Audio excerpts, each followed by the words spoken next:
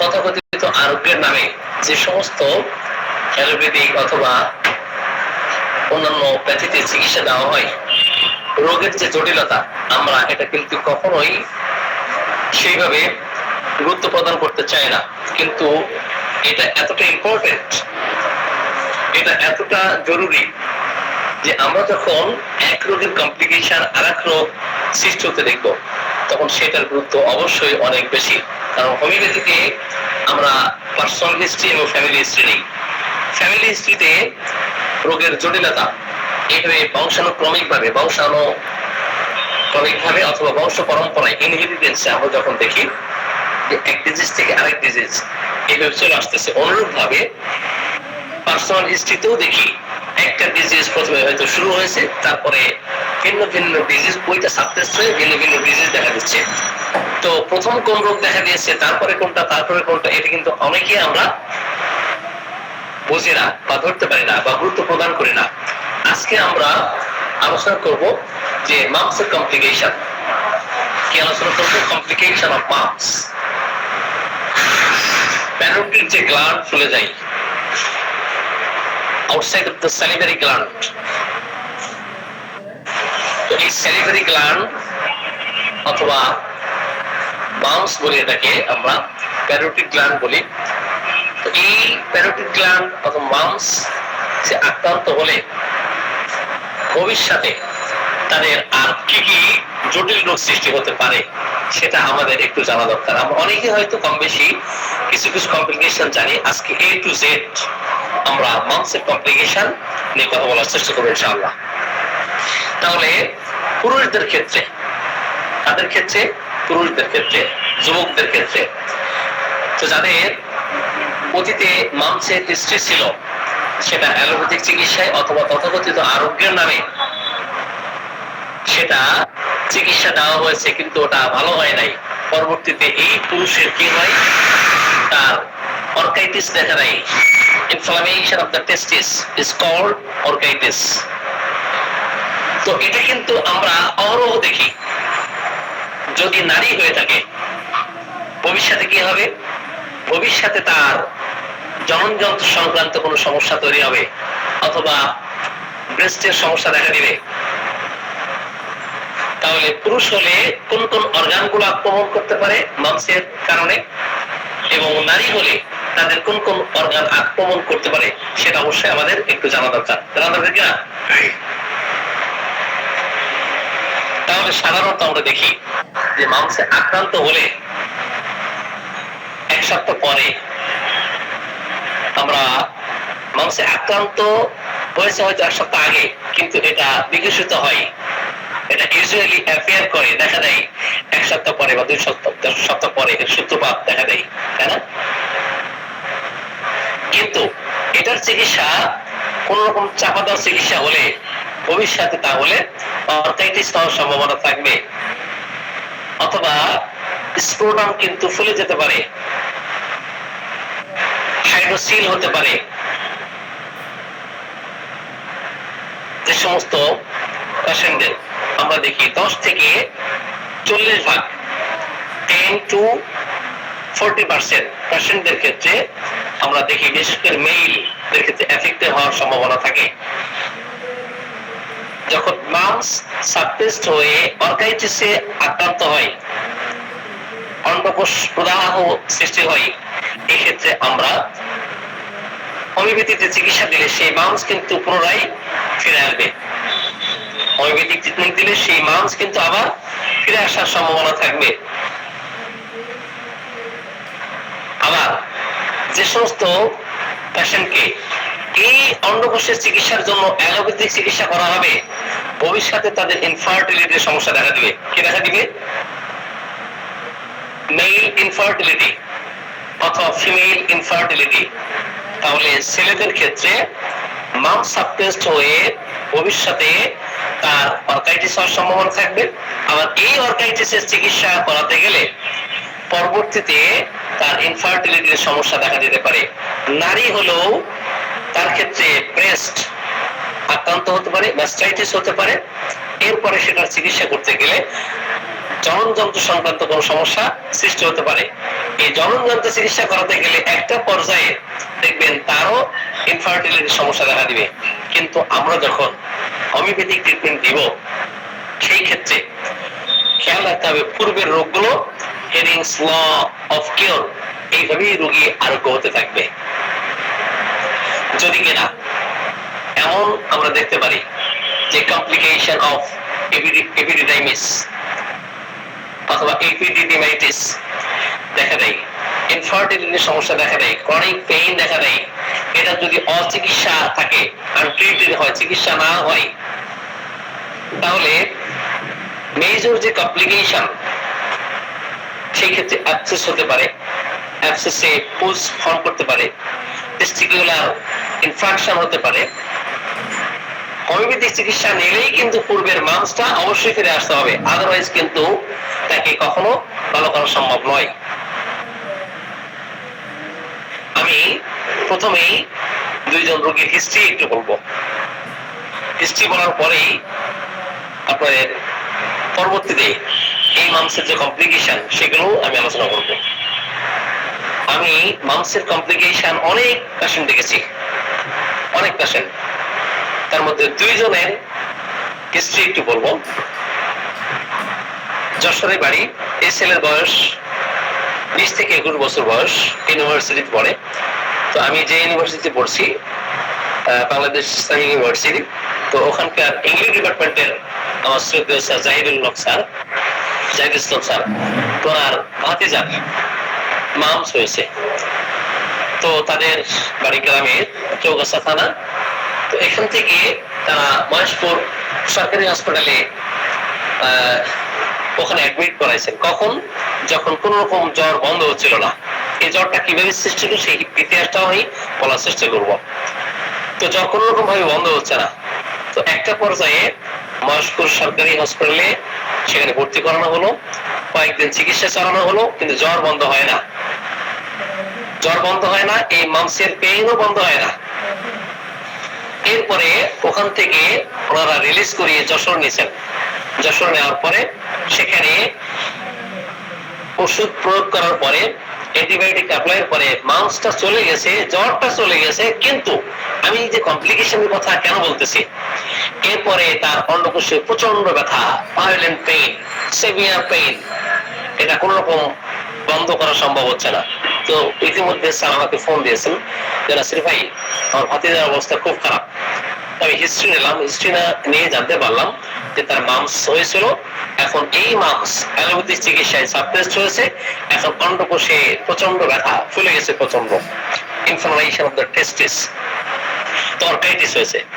আমি প্রেডিকশন করেছি, প্রোফেজিং করেছি যে আপনার ভাতিজার পূর্বের যে মাংস এটাও ফিরবে, রিকারেন্ট করবে এবং জ্বরও রিকারেন্ট করবে। এই ক্ষেত্রে ধৈর্য ধারণ করতে হবে। ধৈর্য ধারণ না করলে আপনার ভাতিজাকে ভালো করা সম্ভব না। আর যদি এই অন্ডকোষের ব্যথা অ্যালোপ্যাথিতে চিকিৎসা করা হয়, ভবিষ্যতে সে বিয়ে শাদী করলে সে সন্তানের বাবা হতে পারবে না, ইনফার্টিলিটির সমস্যা দেখা দিবে। তাহলে মাংসের কমপ্লিকেশন কতটা বেশি আমরা অনেকেই কিন্তু জানি না।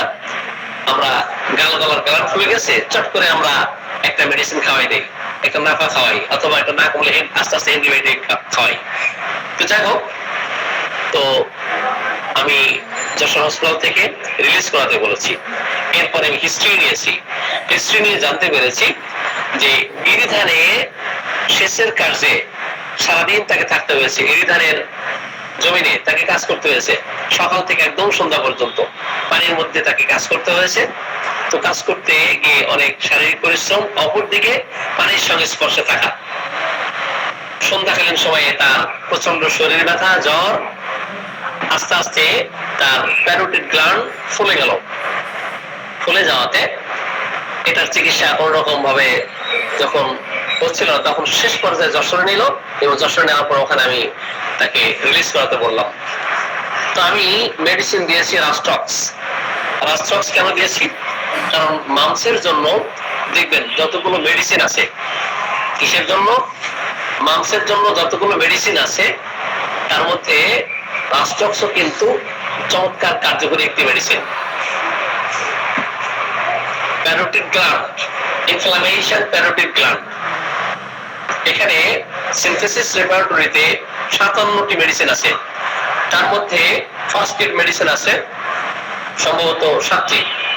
এই 7টি মেডিসিনের মধ্যে রাস্টক্স ফার্স্ট গ্রেড। তো এখানে প্যারাইটাকার্ব আছে, বেলেডোনা আছে, কার্বোভেজ আছে, সিস্টাস আছে এবং মার্কসল আছে, সেই সাথে পালসিডিলা এবং রাস্টক্স। আমরা অনেকেই কি করি, কার্বোভেজ অ্যাপ্লাই করি অথবা পালসিডিলা অ্যাপ্লাই করি অথবা অন্য মেডিসিন অ্যাপ্লাই করি, কিন্তু এইভাবে মেডিসিন অ্যাপ্লাই করার কোনো সুযোগ নেই যতক্ষণ আমরা কজেশন পাবো, সুনির্দিষ্ট কারণ জানতে পারবো, কজেশন অফ দ্য ডিজিজ। এই ক্ষেত্রে অবশ্যই ওই কজেশন ভিত্তিক মেডিসিন দিলেই রোগীকে ভালো করা সম্ভব। যাই হোক, আমি পেশেন্টকে রাস্টক্স অ্যাপ্লাই করলাম। রাস্টক্স অ্যাপ্লাই করাতে এবং 50 সহস্র মেডিসিন না থাকার কারণে 200 অ্যাপ্লাই করতে বলেছি, যে আপনার 200 ওখান থেকে কালেকশন করে একবার খাওয়াই দেন। খাওয়ানোর পরেই সেই প্যারোটিড গ্ল্যান্ড আবার রিকারেন্ট করছে, মাউস ফিরে আসছে, জ্বর ফিরে আসছে। আমি বললাম জ্বর সম্ভবত 5 ঘন্টা থাকবে এবং মাউস আস্তে আস্তে গ্রাজুয়ালি চলে যাবে। জ্বর ফিরলো, মাউস ফিরলো। এরপরে সপ্তাহখানেক পরে ওই ছেলে ঢাকায় আসতো। আসার পরে আমি প্লাসিবোর উপর রাখলাম 1 সপ্তাহ। তো মোটামুটি মাউস ভালোর দিকে, জ্বর আর নাই। কিন্তু রোগীর বক্তব্য যে আঙ্কেল আমার অন্ডকোষে কিন্তু হালকা হালকা ব্যথা করতেছে। তো আমি নেক্সট পোটেন্সি 50 সহস্র তুমি, সেখানে আগে দেওয়া ছিল 200, এরপর আমি 50 মিনিটস মেডিসিন 3 অথবা 4 দিয়েছিলাম। দেওয়াতে মোটামুটি ভালো, 1 সপ্তাহ মেডিসিন দেওয়াতে মোটামুটি ভালো, কোনো তত ব্যথা নাই। এর 1 সপ্তাহ পরে গিয়ে আবার তার বক্তব্য যে আমার অন্ডকোষে একটু ব্যথা করতেছে, কিন্তু ধরন একটু চেঞ্জ হয়েছে, লক্ষণ একটু চেঞ্জ হয়েছে। সেটা কেমন? কখনো ডান পাশে ব্যথা করে, কখনো বাম পাশে ব্যথা করে, কখনো ডান কখনো বাম। তো মুভমেন্ট করলে উপশম হয়, আক্রান্ত স্থানে উত্তাপ দিলে, গরম দিলে ভালো ফিল করে। তো তখন আমি তাকে টিউবারকুলিনাম অ্যাপ্লাই করেছি। রাস্টক্সের ক্রনিক মেডিসিন, রাস্টক্সের কমপ্লিমেন্টারি মেডিসিন যতগুলো আছে তার মধ্যে টিউবারকুলিনাম একটি এবং পরিবর্তনশীল, কখনো ডান কখনো বাম। যদি কিনা এই পেশেন্ট ডান এবং বাম যদি পরিচালিত হতো, ডান পাশে থাকলে বাম পাশ থাকে না, বাম পাশ থাকলে ডান পাশ থাকে না, এই সাথে তার যদি সাপের ভয় থাকতো আমি অবশ্যই ল্যাটকান অ্যাপ্লাই করতাম। আবার ডান পাশ থাকলে বাম পাশ থাকে না, বাম পাশে অন্ডকোষে ব্যথা থাকলে ডান পাশ থাকে না। এইভাবে পর্যায়ক্রমে একটার পর একটা যদি আক্রমণ করতো, ঠান্ডা প্রয়োগ করলে ভালো ফিল করতো, পিপাসা কম থাকলে আমি পালসিডিল অ্যাপ্লাই করতাম। তাহলে স্পেসিফিক ভাবে এভাবে বলার সুযোগ নাই যে রাস্টক্সের পরে আমি টিউবারকুলিনাম অ্যাপ্লাই করব, নো। তো যেই মেডিসিনের চিত্র আসবে সেই মেডিসিনটাই আমরা অ্যাপ্লাই করব। তো রাস্টক্সের কমপ্লিমেন্টারি মেডিসিন যতগুলো আছে তার মধ্যে টিউবারকুলিনাম খুব চমৎকার কার্যকরী একটি মেডিসিন। রাস্টক্সের কমপ্লিমেন্টারি মেডিসিন বেলেডোনা আছে, ক্যালকিরেকার্ব আছে, পোস্টিকাম আছে, লাইকোপোডিয়াম আছে, মেডোরিনাম আছে, ফসফরাস আছে, ফাইটোলাক্টা আছে, পালসিডিলা আছে, সালফার আছে, টিউবারকুলিনাম আছে, অনেকগুলো মেডিসিন। কিন্তু যখন আমরা এতগুলো মেডিসিনের মধ্যেও যখন এই মেডিসিনগুলো মেলাতে না পারবো, তখন আমরা ডিডি করবো। কি করবো? আমরা ডিডি করবো, ডিফারেনশিয়াল ডায়াগনোসিস করবো। ডিফারেনশিয়াল ডায়াগনোসিসের ক্ষেত্রে যে মেডিসিনগুলো আমরা দেখবো, ব্রাইনে ক্যালকিরেকার্ব সহ সিমিসিভিকা, ফ্রামেট, রডোডেনড্রন, রোটা, এই মেডিসিনগুলো চমৎকার কাজ করবে আলহামদুলিল্লাহ। পরবর্তী পর্যায়ে টিউবারকুলিনাম M3 অথবা 4 অ্যাপ্লাই করেছিলাম ওই পেশেন্টকে। অ্যাপ্লাই করাতে পূর্বের যে ব্যথা বেদনা, এই ব্যথা বেদনা একটু বাড়ছে। কেন বাড়ছে? কারণ প্রথমে ছিল কম গভীর ক্রিয়াশীল মেডিসিন, পরে গভীর ক্রিয়াশীল মেডিসিন। দেখবেন কম গভীর ক্রিয়াশীল মেডিসিনে আমরা মেডিসিনের অ্যাগ্রাভেশন খুব বেশি দিন হতে দেখি না, কিন্তু গভীর ক্রিয়াশীল মেডিসিন হওয়ার কারণে আমরা দেখবো এটার মেডিসিনাল অ্যাগ্রাভেশনটাও কিন্তু বেশি হয়। তো মেডিসিনাল অ্যাগ্রাভেশন ঘটলো, এরপরে আমি বলেছি না 3 থেকে 4 দিনের মধ্যে চলে যাবে। এরপর আলহামদুলিল্লাহ আস্তে আস্তে তাকে ভালো করতে সক্ষম হয়েছি। এই একটা কেস বললাম। অপরদিকে গতকাল অথবা গত পরশু দিন আমি মাংসের একজন পেশেন্ট দেখলাম। তো তাকে আমি ন্যাট্রামিও সিলেকশন করলাম। তো ন্যাট্রামিও কেন সিলেকশন করলাম? মাংসের জন্য এই পেশেন্টকে আমি অ্যাপ্লাই করলাম রাস্টক্স, আর এই পেশেন্টকে আমি কেন ন্যাট্রামিওর আমি অ্যাপ্লাই করবো, তাই না? আপনাদের মনে প্রশ্ন আসতে পারে। অবশ্যই এই 57টা মেডিসিনের মধ্যে inflammation of the parotid gland অথবা মাম্পস যেটাই বলে না কেন। এখন এখানে 57টা মেডিসিনের মধ্যে ল্যাকটামিয়ার কিন্তু সেকেন্ড গ্রেড মেডিসিন। তো তার বক্তব্য যে স্যার আমি গত 4-5 দিন আগে একটু ঠান্ডা পানি পান করেছি, ঠান্ডা পানি পান করাতে আমার জ্বর আসলো, এরপরে দেখলাম যে আমার মাম্পস যেটা এটা এফেক্টেড হলো, ফুলে গেছে।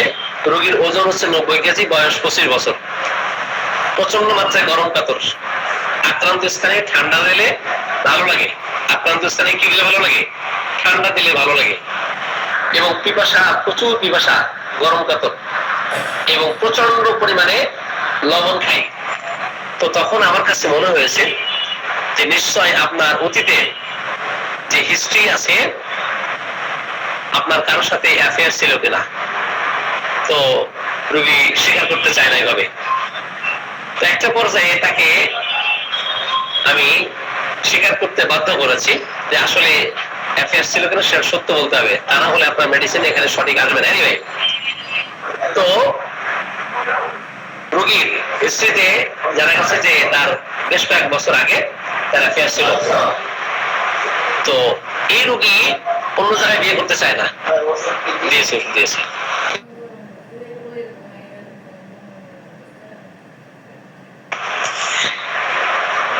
তো এই রোগীর অতীতের হিস্ট্রি, যেটা মনে কষ্ট, অনেক দুঃখ, যন্ত্রণা, এমনকি সে বিদেশ চলে যেতে চায়। রোগী বিদেশ চলে যেতে চায়, দেশে থাকতে চায় না, এবং অন্য কোনো ছেলের সাথে তাকে বিয়ে দেওয়া হোক এটাও সে পছন্দ করে না, বিয়ের নামই শুনতে পারে না। এখন যাকে সে পছন্দ করতো, এবং তাকে ছাড়া দেখবেন ল্যাকটামিয়ার কিন্তু প্রথম ক্ষত, এটা প্রায়ই তাকে কষ্ট দেয়। প্রথম যে দুঃখ যন্ত্রণা, এটা কিন্তু আমরা ল্যাকটামিয়ারের রোগীদের ক্ষেত্রে দেখি। তো একটা বিষয়, তাহলে অতীতে তার মধ্যে অলরেডি সাসেপ্টিবিলিটি আছে, ল্যাকটামিয়ারের ক্ষেত্র তৈরি হয়ে আছে। আর এখন ঠান্ডা পানি পান করলে আমরা যে রাস্ট্রাক্স দেব এমন না, রোগীর লক্ষণ তৈরি হচ্ছে ল্যাকটামিয়ার সদৃশ। আপনি রাস্ট্রাক্স দিলে অথবা ডাউকামারা দিলে এখানে কি ভালো করা সম্ভব? না, অসম্ভব। তো আমি বললাম যে আপনি যখন রেগে যান, ওই রাগান্বিত অবস্থায় আপনার কেউ পরামর্শ দিলে, সান্ত্বনা বাণী শোনালে, আপনাকে ধৈর্য ধারণ করতে বলে কেউ বোঝাতে আসলে, তখন আপনি কেমন ধরনের আচরণ করেন? তো তার বক্তব্য যে সেটা আমি নিতে পারি না, সে আমাকে কি বোঝাবে, আমি তো নিজেই ভালো বুঝি, আমাকে কেমন বোঝাতে আসছে, এটাতে বিরক্তি ফিল করে। তো আমি ল্যাকটামিয়ার অ্যাপ্লাই করেছি, আলহামদুলিল্লাহ এই 2-3 দিন উনি ইতিপূর্বে অ্যান্টিবায়োটিক সহ অন্যান্য মেডিসিনও অ্যাপ্লাই করেছেন, তাতে আসলে ভালো হচ্ছে না। তখন আমি ওনাকে এই মামসের কমপ্লিকেশন সম্বন্ধে আমি বলেছি, বলা তো উনি টোটাল বন্ধ করে এখন হচ্ছেন আলহামদুলিল্লাহ 20 ঘন্টার মধ্যে পেয়েছি। এই ধরনের অসংখ্য আসেন, আমি দেখলাম মামসের যে দুর্ভাব প্রায় আমার এই মেয়েটার ক্ষেত্রে আমি প্রথমে ডাউকামারা অ্যাপ্লাই করেছি, এরপরে ডাউকামারায় আশানুরূপ রেজাল্ট হচ্ছে না। তার বক্তব্য, আমি যেহেতু ঢাকায় থেকে ওরা বাড়িতে আছে, আমি জিজ্ঞেস করলাম ওর এর মধ্যে ঠান্ডা পানি পান করা, ফ্রিজ থেকে ঠান্ডা কোনো খাবার খাওয়ার ঘটনা ঘটছে কিনা। হ্যাঁ, ঠান্ডা পানি খাইছে, ফ্রিজের থেকে ঠান্ডা পানি পান করছে। তো এই সাথে প্রচন্ড গরম, এখন যে সিজন, দিনে প্রচন্ড গরম, ভোর রাত্রি ভোরের দিকে বেশ ঠান্ডা। এই ক্ষেত্রে কিন্তু ডালকামারার ক্ষেত্র তৈরি হয়। ডালকামারা খুব চমৎকার, আর ডালকামারাও কিন্তু মাংসের জন্য সম্ভবত আপনার 3rd গ্রেড মেডিসিন মনে হয় সম্ভবত। তো ওটা রেপার্টরি দেখতে হবে, এখানে না থাকলেও যদি ক্ষেত্র তৈরি হয়, মাংসের জন্য কার্যকরী যে সমস্ত মেডিসিন আছে তার মধ্যে যদি এগুলো নাও থাকে, তবু লক্ষণ যদি সৃষ্টি হয়, অবশ্যই লক্ষণ অনুযায়ী মেডিসিন অ্যাপ্লাই করতে হবে। তো এখন অ্যাপ্লাই করতে ঠান্ডা গেছে, বাট তার মাংস যে ফলাটা ব্যথা, এটা কিন্তু যাচ্ছে না। তো পরের দিন আমি নতুন করে 2 দিন পরে হিস্ট্রি তাকে ল্যাকটামিয়ার অ্যাপ্লাই করেছি। ল্যাকটামিয়ার অ্যাপ্লাই করাতে 2 দিনের মধ্যেই এটা আলহামদুলিল্লাহ ভালো হয়ে গেছে। এনিওয়ে, তাহলে আমরা যদি এই সমস্ত পেশেন্টকে যখন অ্যালোপ্যাথিক চিকিৎসা করার জন্য যাব তখন অবশ্যই এগুলো জটিল থেকে জটিল অবস্থা ধারণ করবে, সেদিকে আমাদের একটু লক্ষ্য রাখতে হবে সম্মানিত হোমিওপ্যাথিক চিকিৎসক বৃন্দ। তাহলে মাংসে আক্রান্ত হলে আমরা অধিকাংশ পেশেন্টদের ক্ষেত্রে দেখি যে বমি হয়, উচ্চ মাত্রায় জ্বর থাকে, মাথা ব্যথা করে, এই ধরনের উপসর্গ কিন্তু আমরা দেখতে পারি। তাহলে 30% পেশেন্টদের ক্ষেত্রে 30% পেশেন্টদের ক্ষেত্রে আমরা মহিলাদের ক্ষেত্রে দেখি যে ম্যাস্টাইটিস হওয়ার পসিবিলিটি থাকে, ম্যাস্টাইটিস হওয়ার পসিবিলিটি থাকে। আসলে ম্যাস্টাইটিস কি? What is mastitis? তো ইনফ্লামেশন অফ দা মাম্মা। এখন ব্রেস্ট ইনফ্লামেশন হয়, ইনফ্লামেশন অফ দা ব্রেস্ট। তো যখন এটা প্রদাহ সৃষ্টি হয় তাহলে আমরা মামস সাপ্রেসড হয়ে যখন মহিলাদের ক্ষেত্রে ব্রেস্ট আক্রমণ করে 30% মহিলাদের ক্ষেত্রে আমরা দেখি যে তাদের ব্রেস্টে প্রদাহ সৃষ্টি হচ্ছে। এমন অবস্থায় সে হোমিওপ্যাথি চিকিৎসা দিলে তাহলে পূর্বের সেই মাউস ফিরে আসবে, তার ব্রেস্টের যে প্রদাহ এটা চলে যাবে, অথবা কমপ্লিকেশন অফ ম্যাস্টাইটিস। তাহলে মাউসের কমপ্লিকেশন ম্যাস্টাইটিস আর ম্যাস্টাইটিসের কমপ্লিকেশন অ্যাবসেস কি হয়? তার কোনটা হচ্ছে এখন অ্যাবসেস হলেই ফ্লো হটানোর জন্য এই মেডিসিন সেই মেডিসিন, কিন্তু কমপ্লিকেশন গুলো আমাদের জানা দরকার। জানতে পারলেই কিন্তু তখন সুনির্দিষ্ট সুনির্বাচিত মেডিসিন আমরা অ্যাপ্লাই করতে পারবো। অথবা অপারেটিস হতে পারে, ইনফ্লামেশন অফ দ্য ওভারি। মহিলাদের ক্ষেত্রে আমরা দেখি যে তাদের জননযন্ত্র ওভারি ইনফ্লেমড হয়, প্রদাহ দেখা দেয়। অথবা যে সমস্ত মহিলাদের ক্ষেত্রে আমরা দেখব যে which usually presents as pelvic pain, pelvic pain যখন আমরা সৃষ্টি হতে দেখবো সেই ক্ষেত্রেও কিন্তু আমাদের হোমিওপ্যাথিতে খুব চমৎকার কার্যকরী মেডিসিন আছে। অথবা এমনও ঘটতে পারে যে অতীতে মামস হয়েছিল, এই মামস তথাকথিত আরোগ্যের নামে সাপ্রেসড হয়ে পরবর্তীতে তাকে আমরা দেখেছি তার মেনিনজাইটিস হয়েছে। Meningitis means inflammation of the meninges, aseptic meningitis, inflammation of the meninges। তো meninges যদি প্রদাহ হয় মেনিনজাসের, এই ক্ষেত্রে আমরা তাহলে কমপ্লিকেশন প্রথমে কি ছিল?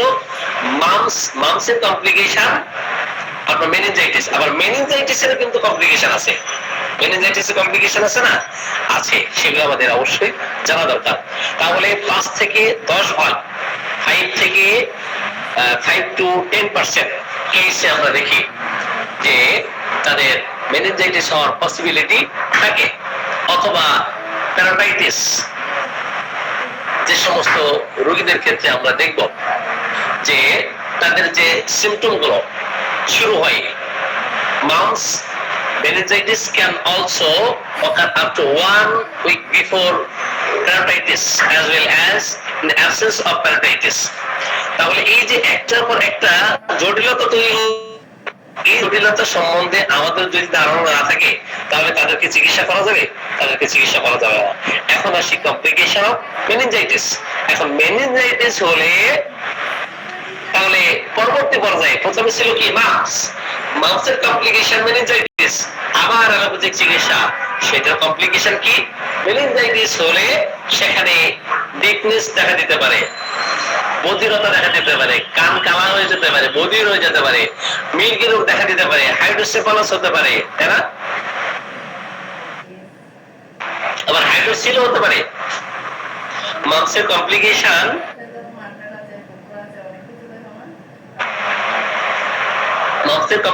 তাহলে আমরা দেখতে পাচ্ছি যে মেনিনজাইটিস। আবার মেনিনজাইটিস এর কমপ্লিকেশন ডিপনেস, কানের রোগ, কানে কম শোনা, বধিরতা দেখা দেওয়া, এপিলেপসি, মিল্কি রোগ দেখা দেওয়া, হাইড্রোসেফালাস অথবা হাইড্রোসিল। আমি হাইড্রোসিলের কথা আগেই বলেছি। একটা হচ্ছে মস্তিষ্কে পানি জমা, আর হচ্ছে অন্ডকোষে পানি জমা। তাহলে হাইড্রোসিল, হাইড্রোসেফালাস যে কোনো রোগ দেখা দিতে পারে। তাহলে এই ক্ষেত্রে আমাদের অবশ্যই সতর্কতা অবলম্বন করতে হবে না। সাধারণত যখন আমরা দেখি it is commonly accompanied by fever, headache, vomiting and neck stiffness। আমরা সাধারণত সহগামী লক্ষণ হিসেবে সহজ হিসেবে অ্যাসোসিয়েটেড যে সিমটম গুলো থাকে, আমরা বমি হতে দেখি, মাথা ব্যথা হতে দেখি, জ্বর হতে দেখি, অথবা ঘাড় স্টিফ হয়ে যাচ্ছে, নামনেস হয়ে দেখা দিচ্ছে, এক্ষেত্রে আমরা তাহলে এই কমপ্লিকেশন গুলো আমরা জানতে পারলাম। এছাড়াও প্যানক্রিয়াটাইটিস হওয়ার সম্ভাবনা থাকবে। Inflammation of the pancreas in about 4% of cases। যখন প্যানক্রিয়াটাইটিস আক্রান্ত হচ্ছেন 100 ভাগের মধ্যে 4 ভাগ প্যানক্রিয়াটাইটিস আক্রান্ত হচ্ছেন, তখন অতীতের ইতিহাস যদি এমন থাকে যে আগে মামস হয়েছিল, এই মামস অ্যালোপ্যাথিক চিকিৎসা করানোতে পরবর্তীতে তার প্যানক্রিয়াটাইটিস হয়েছে, এমন অবস্থায় আমরা ওষুধ দিলে পূর্বের সেই মামস কিন্তু ফিরে আসবে, তাই না? এরপর আসি, তাহলে জটিল রোগ কোথা থেকে কোথায় যাচ্ছে দেখেন। তাহলে প্রথমে ছিল মামস, এরপরে কি মেনিনজাইটিস অথবা প্যানক্রিয়াটাইটিস। এখন প্যানক্রিয়াটাইটিস এর কমপ্লিকেশন কি? যখন প্যানক্রিয়াসে ইনফ্লামেশন দেখা দিবে, তখন ইনফেকশন হতে পারে, ব্লিডিং হতে পারে, ডায়াবেটিস মেলিটাস হতে পারে, অথবা প্যানক্রিয়াটিক ক্যান্সার হতে পারে, কিডনি ফেইলিয়ার হতে পারে, অথবা ব্রিদিং প্রবলেম, শ্বাস প্রশ্বাসের যে কষ্ট এটা হতে পারে, তাই না? অথবা ম্যালনিউট্রিশন দেখা দিতে পারে। তাহলে এই যে জটিলতার কথা বললাম, আমরা কিন্তু কখনোই এগুলো ভাবি না, চিন্তা করি না যে মাংস হয়েছে আমরা যখন তখন একটা নাভা খাওয়াই দিই, যখন তখন আমরা প্যারাসিটামল খাওয়াই দিই, যখন তখন আমরা ব্যথা কমানোর জন্য, জ্বর কমানোর জন্য যা যা করা দরকার এগুলো করি। এগুলো কখনোই করবেন না। করলে অবশ্যই এই ধরনের জটিল জটিল অবস্থা তৈরি হতে পারে। এনসেফালাইটিসও হতে পারে। Inflammation of the brain, brain is inflammation দেখা দাও ইন লেস দ্যান 0.5% কেসেস। তাহলে 0.5% কেসে আমরা ব্রেইনের ইনফ্লামেশন হতে দেখি। তাহলে এই যে জটিলতা দেখা দিচ্ছে, আমাদের সাবধানতা অবলম্বন করতে হবে না? কি সাবধানতা অবলম্বন করতে হবে? অবশ্যই সাবধানতা অবলম্বন করতে হবে। এখন আসি কমপ্লিকেশন অফ এনসেফালাইটিস। এখন এই যে ব্রেইনের যে প্রদাহ দেখা দিচ্ছে, পরবর্তীতে তার কি কি জটিলতা দেখা দিতে পারে? তার স্মৃতিশক্তি দুর্বল হতে পারে, মেমোরি প্রবলেমস হতে পারে, তার শ্রবণ শক্তির সমস্যা হতে পারে, অথবা সমস্যা তার দেখা দিতে পারে। Meningoencephalitis means inflammation of the brain and its surrounding membranes। এর চতুর্পাশে যে মেমব্রেন আছে সেটাও কিন্তু ইনফ্লেমড হতে পারে। তাহলে মামস কি করতেছে? Mum's meningoencephalitis is commonly accompanied by fever 97% of the time। তাহলে এখন মামসের কমপ্লিকেশন কত বেশি আমরা কিন্তু জানি না। অথবা ভমিটিং হতে পারে, vomiting 94% of the time and headache 88.8% of the time। কিন্তু হোমিওপ্যাথিতে কি কি মেডিসিন আছে সেটা আমাদের জানা দরকার না? নেফ্রাইটিস হতে পারে। মামসের কমপ্লিকেশন কি হতে পারে? নেফ্রাইটিস হতে পারে। ইনফ্লামেশন অফ দ্য কিডনি, কিডনির প্রদাহ দেখা দিতে পারে, which is rare because kidney involvement in mumps is usually beginning but leads to presence of the virus in urine।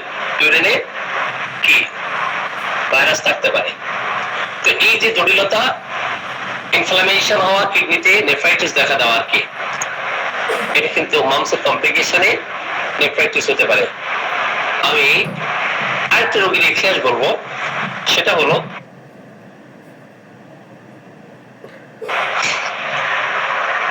দুইজন পেশেন্টের ক্ষেত্রে।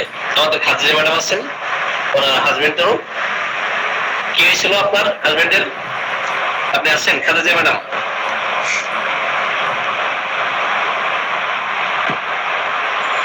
হাইড্রোনেফ্রোসিস হয়েছিল, তাই না? সম্ভবত নাই, হাইড্রোনেফ্রোসিস হয়েছিল। তো আরেকটা বাচ্চার ক্ষেত্রে তার বয়স হচ্ছে 5 বছর, জ্বর কোনো রকম ভাবে কমতেছে না।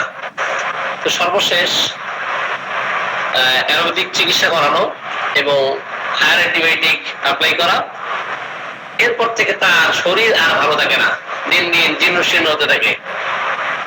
বেশ কিছুদিন পর তার পেট ব্যথা শুরু হলো। পেট ব্যথা, এই পেট ব্যথা আর ভালো হয় না, কিডনি অঞ্চলে সমস্যা হয়, হাইড্রোনেফ্রোসিস দেখা দেওয়া, মাইল্ড হাইড্রোনেফ্রোসিস। তো আমি বললাম যে আমি ওষুধ দিলে শিকুরবের জ্বর ফিরে আসবে, তো হাইড্রোনেফ্রোসিস আগে ভালো হবে। তো এই যে জ্বরের পরে অ্যান্টিবায়োটিকের যে কুফল, অ্যাবিউজ অফ অ্যান্টিবায়োটিক্স, এই ক্ষেত্রে মেডিসিন আছে সম্ভবত 3-4টি। তো অ্যাবিউজ অফ অ্যান্টিবায়োটিক্স, পার্সোনাল হিস্ট্রিতে যদি অ্যাবিউজ অফ অ্যান্টিবায়োটিক্স দেখি, সেই ক্ষেত্রে কার্বোভেজ, ম্যাকফস এবং ওপিয়াম। তো এই তিনটা মেডিসিনের কম্পেয়ার করলাম, কম্পেয়ার করে জানতে পারলাম যে তার একটু ঢেকুর উঠলে, উদ্গার উঠলে পেটে ব্যথা কমে যায়। অতীতের হিস্ট্রি, পার্সোনাল হিস্ট্রি, অ্যান্টিবায়োটিকের অপব্যবহার, ইউজ অফ অ্যান্টিবায়োটিক্স অথবা abuse of antibiotics, abuse of allopathic medicine, এবং সেই সাথে দুর্বলতা, প্রচন্ড দুর্বলতা, উইকনেস ফ্রম অ্যান্টিবায়োটিক্স। একটা মাত্র মেডিসিন আছে, একটা মাত্র মেডিসিন, অনলি একটাই মেডিসিন, একটা রেমেডি, সেটা হলো কার্বোভেজ। তো কার্বোভেজ অ্যাপ্লাই করলাম, করাতে পূর্বের জ্বর ফিরলো, তো হাইড্রোনেফ্রোসিস থেকে টোটালি কমপ্লিটলি তাকে আরোগ্য করতে সক্ষম হয়েছে, আলহামদুলিল্লাহ। তাহলে আমরা যদি এই ধরনের কমপ্লিকেশন এর সম্বন্ধে অবহিত না হই, অকিবল না থাকি, তাহলে বিভিন্ন ধরনের সমস্যা কি সৃষ্টি হবে এবং এগুলো ফেস করতে হবে। Inflammation of the joints is called arthritis. তো আর্থ্রাইটিস হতে পারে, পলি আর্থ্রাইটিস হতে পারে।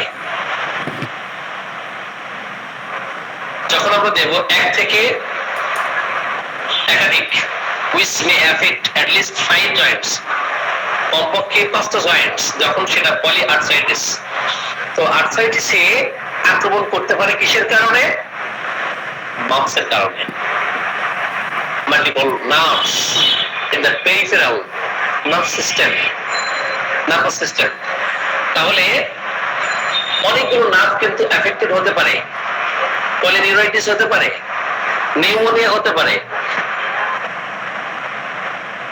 তাহলে এই জটিলতা যখন সৃষ্টি হবে, আপনার অতীতে কি কি রোগ হয়েছিল সেই হিস্ট্রি কি জানা জরুরি না? অথবা পলিসিস্টাইটিস, তাই না?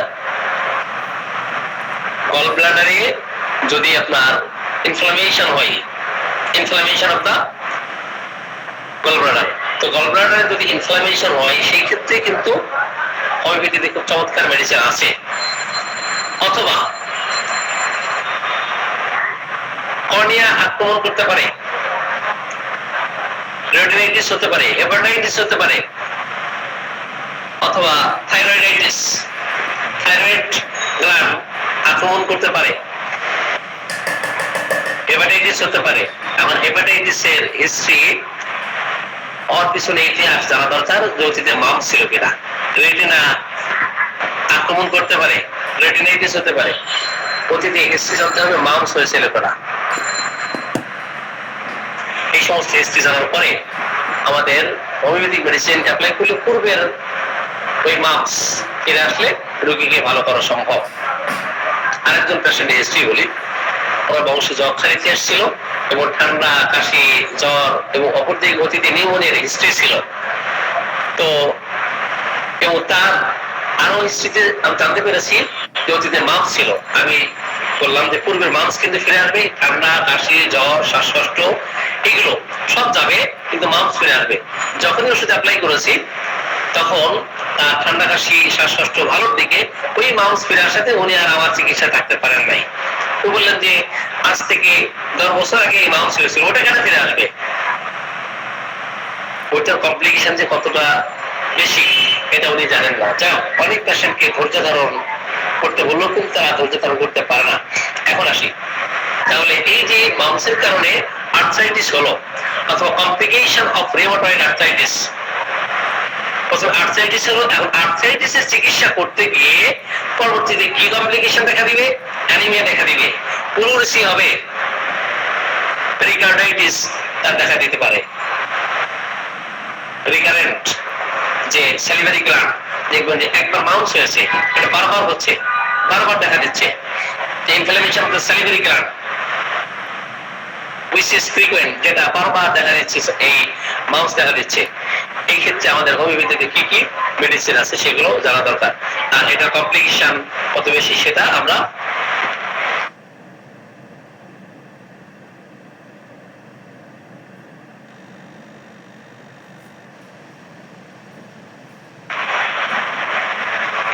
তাহলে আমরা ডিপনেসের কথা বলেছি। আবার ভার্টিগো দেখা দিতে পারে, যে অতীতে মাউস হয়েছিল তারপরে তার মাথা ঘোরা দেখা দিচ্ছে, অথবা চোখের যে কন্ট্রোলিং যে এটা কন্ডিশন, কন্ট্রোল আইস মুভমেন্ট, তার চোখের যে নিয়ন্ত্রণ, তার যে মুভমেন্ট, এটাও কিন্তু অনেক সময় সমস্যা সৃষ্টি হতে পারে এই মাউসের কারণে। সেই ক্ষেত্রে হোমিওপ্যাথিতে কি কি মেডিসিন, মায়োকার্ডাইটিস, পেরিকার্ডাইটিস, এটা দেখা দিতে পারে মাংসের কুফলে। আমি হাইড্রোসেফালাসের কথা বলেছি এবং হাইড্রোসিলের কথা বলেছি। মস্তিষ্কে এবং অন্ডকোষে জল সৃষ্টি হতে পারে। এছাড়া আরো কিছু লক্ষণাবলী, জটিল জটিল লক্ষণাবলীও তৈরি হতে পারে। Other rare complication of infection include paralysis হতে পারে। তাহলে এই যে জটিল অবস্থা তৈরি হচ্ছে, শুধু মাংসের কমপ্লিকেশনে কত জটিল অবস্থা তৈরি হচ্ছে, অথচ আমরা কোনো কিন্তু এগুলো চিন্তা করি না। চিন্তা করি? এখন এই ক্ষেত্রে হোমিওপ্যাথিতে কি কি মেডিসিন আছে আমি কয়েকজন রোগীর হিস্ট্রি বলেছি, এবং এই সাথে এখানে আমরা দেখতে পাচ্ছি যে হোমিওপ্যাথিক ট্রিটমেন্ট কি কি মেডিসিন থাকতে পারে। হোমিওপ্যাথিতে কি কি মেডিসিন আছে? হোমিওপ্যাথিতে যে মেডিসিন গুলো আমরা সাধারণত দেখি, 57টার মতো মেডিসিন আছে। ব্যারেটাকা, বেলাডোনা, কার্বোভেজ, সিস্টাস্ক্যান, মার্কসল, পলসিডিল, রাস্টক্স। এখন কখন বেলাডোনা দিব, কখন কার্বোভেজ দিব, কখন সিস্টাস্ক্যান দিব, কখন পলসিডিল দিব, কখন রাস্টক্স দিব। কিছু থার্ড গ্রেড মেডিসিন আছে, অ্যাকোনাইট আছে, ব্যাপটিসিয়া আছে, বেল আছে, ক্যামোমিলা আছে, কোনিয়া আছে, অনেকগুলো মেডিসিন আমরা এখানে দেখতে পাচ্ছি।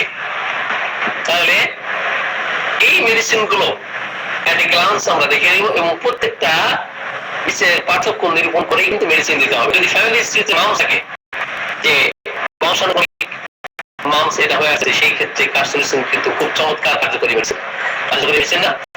এখন আমরা সংক্ষিপ্ত পরিসরে একটু পার্থক্য দেখে আলোচনা শেষের দিকে চলে আসবো। তাহলে first aid medicine, parotid gland আক্রান্ত হলে, inflammation of the parotid gland, মাউসে আক্রান্ত হলে অথবা প্যারোটিড গ্ল্যান্ড আক্রান্ত হলে, সেই ক্ষেত্রে 57টা মেডিসিনের মধ্যে ব্যারাইটাকা। এখন ব্যারাইটাকার রোগীদের ক্ষেত্রে প্রায় দেখবেন যে ঠান্ডা লাগলেই গাল গলার গ্ল্যান্ড ফুলে যায়, বিশেষ করে যদি তাদের প্যারোটিড গ্ল্যান্ড ফুলে যায় এবং পেটে খাটো হয়।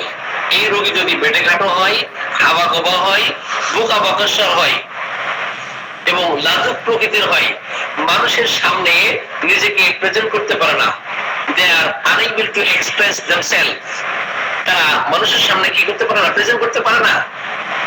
তাদের মধ্যে শাইনেস থাকে, টিমিডিটি থাকে, এবং ছোটখাটো হিস্ট্রি নিয়ে দেখবেন যে সমস্ত সন্তান মায়ের আঁচল ধরে ধরে বেড়াতো, এবং মানুষ আসলে নিজের হাতের আঙ্গুলের ফাঁক দিয়ে অন্যকে রাখে, তাকে যেন কেউ না রাখে, এবং আড়ালে আবডালে থাকার ইতিহাস, লুকিয়ে থাকার ইতিহাস, এবং তার সবকিছু ডিলেইড হয়েছে, ডেভেলপমেন্টটা ডিলেইড ডেভেলপমেন্ট হয়েছে। তার কথা বলা শেখা, তার হাঁটা শেখা, তার কথা বলা, তার বাড়ন্ত অবস্থা, এমনকি তার বুদ্ধিবৃত্তির ক্ষেত্রে বুদ্ধির ক্ষমতা থাকে, শারীরিক ক্ষমতা এবং বুদ্ধির ক্ষমতা দুইটাই থাকে। অপরদিকে ল্যাক অফ সেলফ কনফিডেন্স, আত্মপ্রত্যয়ের অভাব, আত্মবিশ্বাসের অভাব, ল্যাক অফ উইল পাওয়ার যদি আমরা দেখি, এবং গালগলার গ্ল্যান্ড গুলো আক্রান্ত হয়, স্পেশালি প্যারোটিড গ্ল্যান্ড। এই পেশেন্টকে আমরা অবশ্যই ব্যারাইটেকার অ্যাপ্লাই করবো। কি অ্যাপ্লাই করবো? ব্যারাইটেকার অ্যাপ্লাই করবো। সম্মানিত চিকিৎসক বৃন্দ, ব্যারাইটেকার্মের যে চিত্র তুলে ধরেছি, এই লক্ষণ যদি ব্যারাইটেকার্মের রোগীদের ক্ষেত্রে পাই তাহলে অবশ্যই ব্যারাইটেকার। অপরদিকে বেলেডোনা কখন দিব? দেখেন, বেলেডোনা কিন্তু ফার্স্ট এড মেডিসিন, বেলেডোনাও ফার্স্ট এড মেডিসিন। এখন বেলেডোনা কখন অ্যাপ্লাই করব? প্যারোটিড গ্ল্যান্ড আক্রান্ত হওয়ার সাথে সাথে তার জ্বর দেখা দিবে। প্যারোটিড গ্ল্যান্ড যে পেইন হচ্ছে, এই পেইনটা থেমে থেমে হবে, থেকে থেকে হবে, appear pain, appear suddenly, disappear suddenly, হঠাৎ করে দেখা দিবে আর হঠাৎ চলে যাবে। যখন প্যারোটিড গ্ল্যান্ড আক্রান্ত হয়ে ফুলে যায় তখন তার মুখমণ্ডল রক্তিম অভাব অবস্থা দেখা দেয়, ঠোঁট লাল হয়ে যায়, মুখমণ্ডল লাল হয়ে যায়, জ্বর থাকে, জ্বর হঠাৎ আসে হঠাৎ যায়, লোয়ার এক্সট্রিমিটিস তার ঠান্ডা থাকে এবং জ্বরের প্রকোপে জ্বরের মানে বাড়ন্ত অবস্থা দেখা দিলে সে গোল বকতে থাকে। এমন অবস্থায় আমরা বেলেডোনার কথা আমরা চিন্তা করব এবং ডান পাশ আক্রমণ করার সম্ভাবনা থাকে। বেলেডোনার সাপোজ ডান সাইডের প্যারোটিড গ্ল্যান্ড যদি আক্রান্ত হয় আর যে লক্ষণগুলো উল্লেখ করেছি এই লক্ষণগুলো যদি থাকে অবশ্যই এই ক্ষেত্রে বেলেডোনা অ্যাপ্লাই করতে হবে। এখন বেলেডোনা ছাড়া প্যারোটিড গ্ল্যান্ডের জন্য কার্বোভেজও কিন্তু খুব চমৎকার কার্যকরী একটি মেডিসিন, খুবই চমৎকার কার্যকরী। তো যদি কিনা আমি আগেই বলেছি যে যদি কিনা এটা বারবার দেখা দেয় সেই ক্ষেত্রেও কিন্তু কার্বোভেজ, কনসেন্ট্রেশন সহ অনেকগুলো মেডিসিন হতে পারে। এখন কার্বোভেজের লক্ষণ কি থাকবে? যদিও সে শীতকাতর তারপরেও তার ফ্যানের বাতাস চাই, ঠান্ডা বাতাস চাই, তার একটা দুশ্চিন্তা থাকবে এই প্যারোটিড গ্ল্যান্ড নিয়ে, উৎকণ্ঠা উদ্বিগ্নতা থাকবে, অ্যাংজাইটি ফ্রম অ্যান্টিসিপেশন, তার মধ্যে একটা টিমিডিটি থাকবে এবং জীবনী শক্তি অনেক বেশি দুর্বল হয়ে যাবে, ভাইটাল ফোর্স একেবারে দুর্বল হয়ে যাবে, ফ্যানের বাতাস চাইবে। এমনকি সেই সাথে কোলাপস কন্ডিশনে চলে যায়, মশা যাওয়ার মতো অবস্থা তৈরি হয়, তার শরীর থেকে ঠান্ডা ঘাম বেরোতে থাকে, ঠান্ডা ঘাম এবং শরীর ঠান্ডা থাকা সত্ত্বেও সে বাতাস চাই এবং প্রচন্ড দুর্বলতা দেখা দেয়। যখন মাংসে আক্রান্ত হয়, মাংসে আক্রান্ত হলে অ্যালোপ্যাথিক চিকিৎসা করাতে গেছে। এখন অ্যালোপ্যাথিক চিকিৎসা করাতে গিয়ে দেখা গেছে অ্যান্টিবায়োটিকের কারণে সে এত বেশি দুর্বল হয়ে গেছে আর নড়াচড়ার শক্তি নাই। একমাত্র মেডিসিন, অনলি একটা মেডিসিন, সেটা কার্বোভেজ। আমি একটা ঘটনা বলি, আমাদের মারুফুল্লাহ ভাইয়ের একটা গরু, তো প্রথমে ঠান্ডা কাশি জ্বর, এই গরু চিকিৎসা যে হোমিওপ্যাথিতে গরু চিকিৎসা খুব ভালো হয়। আমি আমার প্র্যাকটিস লাইফে অসংখ্য খোরা রোগ, খুরে যে হয় প্রতি বছরে, আমি আমার এলাকাতে মানে কমপক্ষে 100-200 রোগীর মানে গরুর চিকিৎসা দিতাম। তো যেখানে লাখ লাখ টাকা দাম এই গরুগুলোর, কিন্তু সেখানে ওই খোরা রোগে আক্রান্ত হলে হয় মারা যায়, হ্যাঁ, অথবা অ্যান্টিবায়োটিক অ্যাপ্লাই করতে করতে দুর্বল হয়ে যায়। তো এই মারুফ ভাইয়ের গরুর ক্ষেত্রে ঠান্ডা কাশি জ্বর এবং সেই সাথে গলাটা ফুলে গেছে। আমার কাছে মনে হয়েছে যে সেটা প্যারোটিড গ্ল্যান্ড আক্রান্ত হোক অথবা অন্য গ্ল্যান্ড আক্রান্ত হোক। এখানে কি হলো, প্রচন্ড দুর্বল হয়ে গেছে, তাকে কোনো রকম উঠানো যাচ্ছে না। ফ্যান ছেড়ে দিলে একদম চুপচাপ, গায়ে পানি ঢেলে দিলে চুপচাপ, ফ্যান দিলে সে মানে গরুর তো লক্ষণ দেওয়ার সুযোগ নাই। যখন দেখা যাবে ফ্যান দিলে সে চুপচাপ শুয়ে আছে, নড়াচড়া নাই, বুঝতে হবে ফ্যানে বাতাসে চাপছে। আমি বললাম, ভাই আপনার এত টাকা দামের গরু, যদি হোমিওপ্যাথিক ওষুধ দিয়ে কোনো রকম অ্যাক্সিডেন্ট ঘটে তো তাহলে তো আপনার সমস্ত টাকাই তো লস হয়ে যায়, আপনি জবাই করে দেন। বলছে না না স্যার, আমি জবাই করবো না, তো আপনি একটু ওষুধ দেন। তো যাই হোক, আলহামদুলিল্লাহ কার্বোভেজ অ্যাপ্লাই করেছি। কার্বোভেজ অ্যাপ্লাই করার পরে 24 থেকে 48 ঘন্টার মধ্যে সুস্থ। এরপর সেই গরু প্রায় লাখ টাকা করে বিক্রি করছে, আলহামদুলিল্লাহ। যাই হোক, তো এই যে জটিল অবস্থা তৈরি হওয়া, তাহলে কার্বোভেজও কিন্তু খুব চমৎকার মেডিসিন। অ্যালোপ্যাথিক ওষুধ খেয়ে অ্যান্টিবায়োটিক অ্যাপ্লাই করে প্লিজ কথা বলবেন না, আলোচনা শেষ হবে, কোশ্চেন করার সুযোগ দিব, তারপরে কথা বলবেন। জি, তাহলে অ্যান্টিবায়োটিক অ্যাপ্লাই করে যদি দুর্বল হয়ে যাবে মানুষটা, অথবা যে কোনো শিশু বলেন, যুবক বলেন, যুবতী বলেন, যে অ্যান্টিবায়োটিক অ্যাপ্লাই করেছে এই প্যারোটিড গ্ল্যান্ডের জন্য, মাংসের জন্য, খুব দুর্বল হয়ে গেছে, আপনি অবশ্যই এই ফার্স্ট এড মেডিসিন গুলোর মধ্যে কার্বোভেজ একটি, অপরদিকে অ্যান্টিবায়োটিকের কুফলে দুর্বলতা, কার্বোভেজ ছাড়া আর কোনো মেডিসিন হতে পারে না। শুধু তিনটা চারটে লক্ষণ নিলেই হবে। বাতাস চাই, ফ্যানের বাতাস চাই, বাতাস করো, শুধু বাতাস করো, তাও র্যাপিডলি, আসতে না, দ্রুত বাতাস চাই, একটা মাত্র মেডিসিন, থার্ড গ্রেড মেডিসিন, সেটা হচ্ছে কার্বোভেজ। সম্মানিত হোমিওপ্যাথিক চিকিৎসকবৃন্দ, এই পার্থক্য নিরূপণ করতে পারলেই কিন্তু আপনি ভালো ডাক্তার হয়ে যাবেন। সিস্টার স্ক্যান কখন অ্যাপ্লাই করবেন? আপনার দড়িতে যখন মারেন, দড়ি ছিলেন তো, রশি ছিলেন, রশি ছিলেন তো, রশি, রশিতে যদি গিরা দেওয়া হয়, গিট মারা হয়, যে অবস্থা তৈরি হবে, একটা গিরা দিলেন আবার একটা, এইভাবে গাট গাট অবস্থা, এমন অবস্থা তৈরি হয় সিস্টার স্ক্যানের।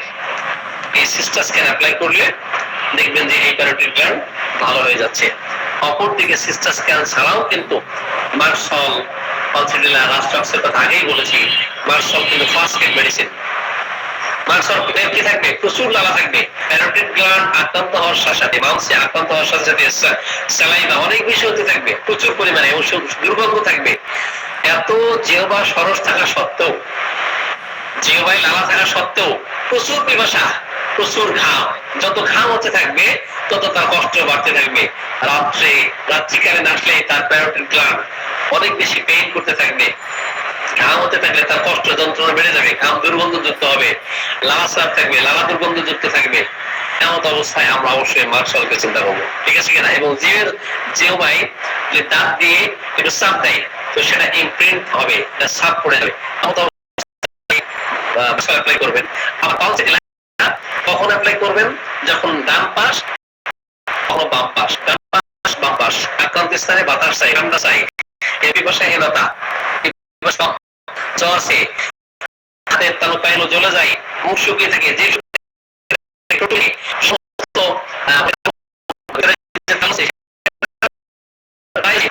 করতে চায় না, চাই,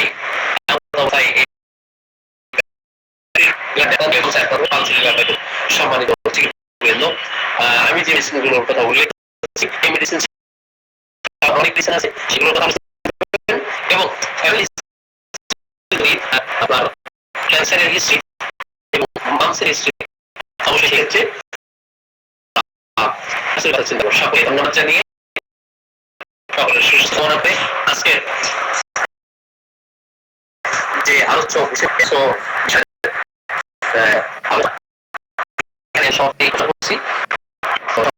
ধন্যবাদ জানাই। আসসালামু আলাইকুম ওয়া রাহমাতুল্লাহ।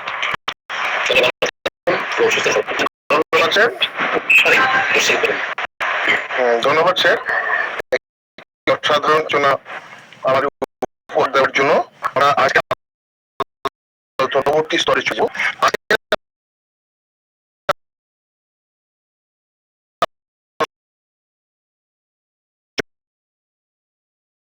যদি কারো প্রশ্ন থাকে আপনারা হ্যান্ড রাইজ করবেন, অবশ্যই প্রশ্নটা যেন সে বিষয়ের উপর হয়।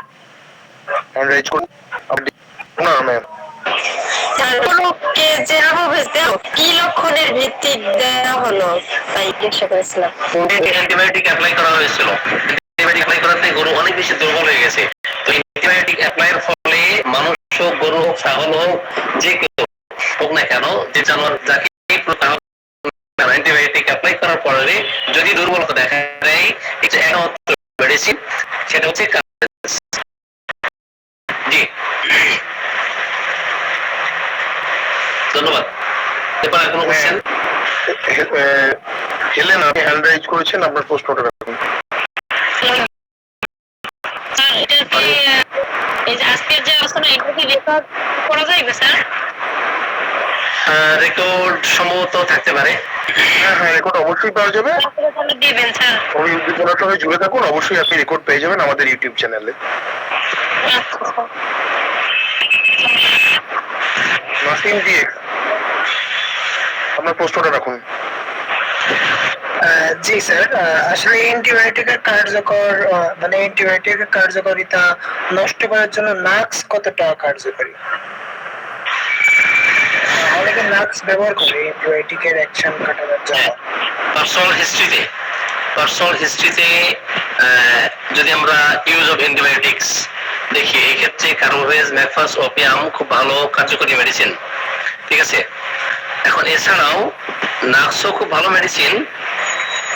নাক্সের ক্ষেত্র যদি থাকে অবশ্যই এই ক্ষেত্রে নাক্স অ্যাপ্লাই করা যেতে পারে।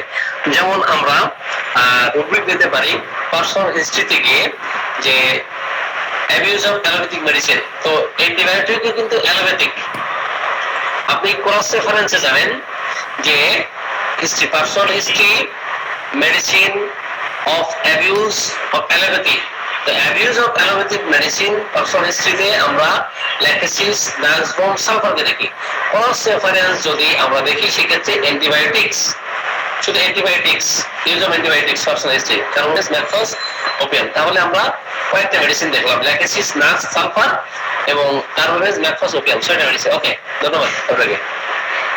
এখন অ্যান্টিবায়োটিক্স এর কারণে যদি কারো ইরাপশন দেখা দেয়, ইরাপশন, স্কিন ইরাপশন দেখা দেয়, এই ক্ষেত্রে রাস ভেন খুব ভালো কার্যকরী মেডিসিন। ধন্যবাদ। অথবা এখান থেকে আপনি পার্সোনাল হিস্ট্রিতেও অ্যান্টিবায়োটিক্স এর ইউজ দেখতে পারেন। এরপরে নেক্সট, অনেক কাজ হয়েছে, বাসায় পৌঁছতে হবে। আর কারো কোনো প্রশ্ন থাকলে হ্যান্ড রেজ করবেন, তাহলে আমরা আজকের আলোচনা এখানেই শেষ করে দেব। আর কারো কোনো প্রশ্ন থাকলে হ্যান্ড রেজ করবেন। যেহেতু আর কেউ হ্যান্ড রেজ করছেন না, আচ্ছা, আমরা আজকের আলোচনা আনুষ্ঠানিকভাবে এখানেই শেষ করছি। হোমিও উদ্দীপনার পক্ষ থেকে সকলকে ধন্যবাদ জানাই, বিশেষত আজকের আলোচক ডক্টর মোহাম্মদ নাসিরউদ্দিন স্যারকে আরেকবার ধন্যবাদ জানিয়ে আজকের আলোচনা এখানেই শেষ করছি। সকলে ভালো থাকুন, সুস্থ থাকুন, শুভরাত্রি।